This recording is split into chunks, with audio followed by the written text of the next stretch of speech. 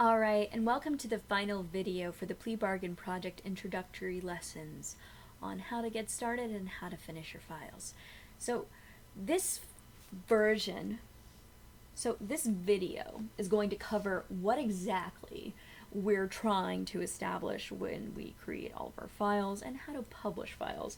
So I've been harping on you about keeping your layers as condensed as possible. I'm speaking to you out of horrible lessons I've learned, not out of being a nag. We actually need to do this, or else you're going to make your life incredibly difficult. So the reason we have to be particular about the way we name files, the reason we have to be particular about the way we separate files, is because of a fun thing called publishing. So I've mentioned this before and I've gone into some detail, but let me explain exactly what publishing does and how it changes things. So publishing turns all of the lines that you're creating into code. So one of the biggest things between version 1 and version 2 is that we went from a file that was about 5,000 lines of code to about 24,000 lines of code. What we found out happens is that if you create something that has about 300 layers, something around that, of different layers all put together, and you export it, or rather you publish it, it will create a huge file. It makes the programmer's life more difficult. So the first step in making your programmer's life easier is to condense your layers. This amount of layers is actually fine. If you can keep your layers to about 20, you're still in good shape. It's when you start to get to 100, which is what happens when you have to shove a bunch of scenes together. They go underneath each other, next to each other. It's really difficult to try and merge all of them into the same set of layers. It's really just too time consuming, especially if you're trying to publish it.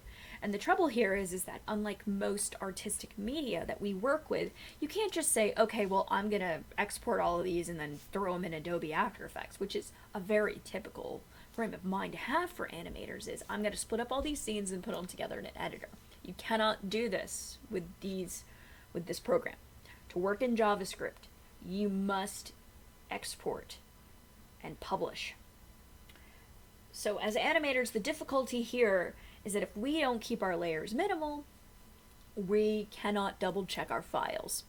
So an easy way to double check if you're doing the right thing is to first go to File and Export, and either as a movie or a video, just export your file. Say that I was going to, I really want to make hair 1, or hair 3 file I1. That's my goal. I'm trying to put that out. That's what I want to publish. Well, if I want to double check that I am consistently exporting what I think I'm exporting, then going to export movie and then typing exactly what I'm exporting. So guilty, female, black and white, I3, I1, hair 3. You know when you're opening this file to test it that is what you are going to be naming the file. And I recommend you actually save that, because that's what you're actually going to publish it as. And then you have the opportunity to say, hey, I'm going to double check that that's exactly what I've created, because this next step is critical. It's the most important thing you do. It makes things available for the coder, but you cannot check after you do this. So you go to File, Publish Settings. So this is a very simple menu. Obviously, you click this little folder to select your output folder. I strongly recommend you to create a new folder whenever you're doing this. Say that you're trying to export, let's just say JavaScript, guilty female. Obviously, this is going to be folders within folders within folders, but you want this because each time you export, you're usually going to create an HTML file as well, and you also want to have a distinction of where these JavaScript files are going, or else you're just not going to know what to do. So we create these files. Do not loop the timeline, this can cause issues. And instead of hitting OK, we actually hit publish. And see there, I already made a mistake because when I was creating my new folder, I didn't double check my name. The names of these files are absolutely critical. Not only will the name of the actual file that you are naming matter, what you created from the beginning as the file name can still be read in the code. Now when you publish, it will say these things underneath it. If you have no problems, it's going to say this. But we have to be incredibly serious about what these files are named, because that's how the coder is going to figure out where to plug in where, and it's going to read that way. So now I know that I've created the incorrect file because I'm double checking, and I use instead what I created as the file save that I just mentioned. Guilty, female, black, white, I1, hair 3. It's very important that you distinguish I1, hair 3, either with E1H3, which is what I typically do, or just spelling it out right here. You need to come up with a consistent way to do this. You can't change it up after you've already made one decision. But that is the simple way to do it. And then we publish the file.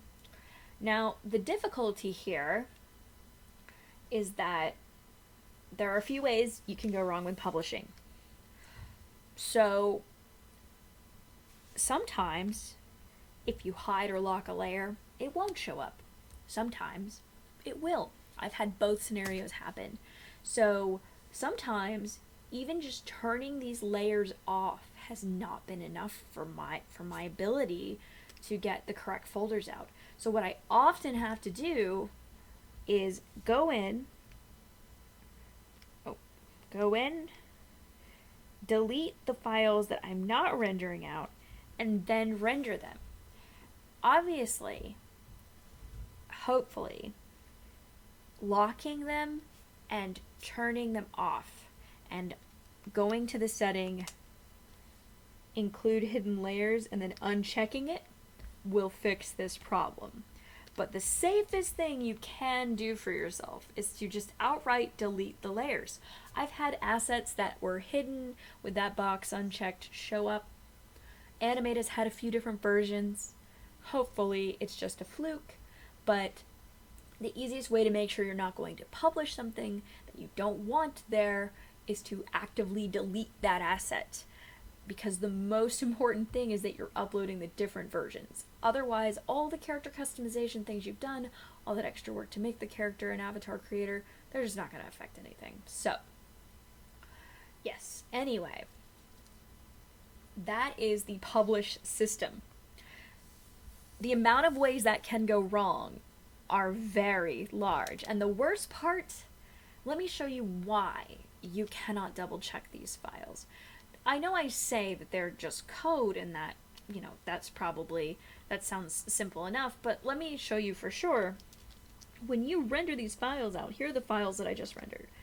You can open them, sort of. If your computer doesn't have the ability to open it, then you're kind of messed up. When I try and open this file, it actually opens other programs on my computer. If you don't have the right files, you can't even open it. And then when you open it, it's all code. So you have to double, triple, extra, super sure check that all your assets line up. Because if not, after the deadline's passed and after the programmer has put it all that stuff in, you're just going to have to re-render them. Now, what I will stress also for the programmers and for everyone involved, that actually isn't the end of the world. We use a process called stubbing, which is you plug in an asset that isn't actually the asset you need, but you do all the stuff you need to it. And because the assets are so similar, you're going to get all the right codes and all the right colors, but you will still have to re-render the file, and after you've already met your deadline and you think you're done, that can be a little frustrating. So remember, we are using Animate solely for this feature, to go to Publish, to go to JavaScript HTML, and to publish the file. And all of these published files must be uploaded. You cannot email a JavaScript file. Fun fact, you have to upload it on the Google Drive because most emails will stop and say, hey, you're emailing some JavaScript. That is tricky. Do not try to. Just upload them to our Google Drive or whatever we're using now, and you will be absolutely done and be able to work from there. For the introductory lessons, this is it. This is all the stuff that I can think of that somebody would need to get started on the project. There might be supplementary things that I do from here on out based on questions, and I know Cass has done some technical things. Remember, there's no truly right way to do this so long as you follow these guidelines. I say, knowing that these guidelines are 5 different videos.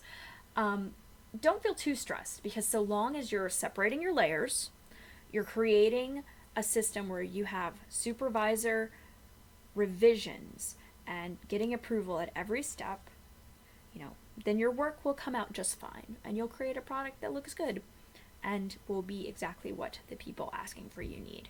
So, remember, always try and utilize all the files you do. As a college student, that was the hardest thing for me to learn. But utilization and optimization are the keys to making this a fantastic program and a fantastic project. Thank you so much for watching, and I hope that these have been very instructional for you.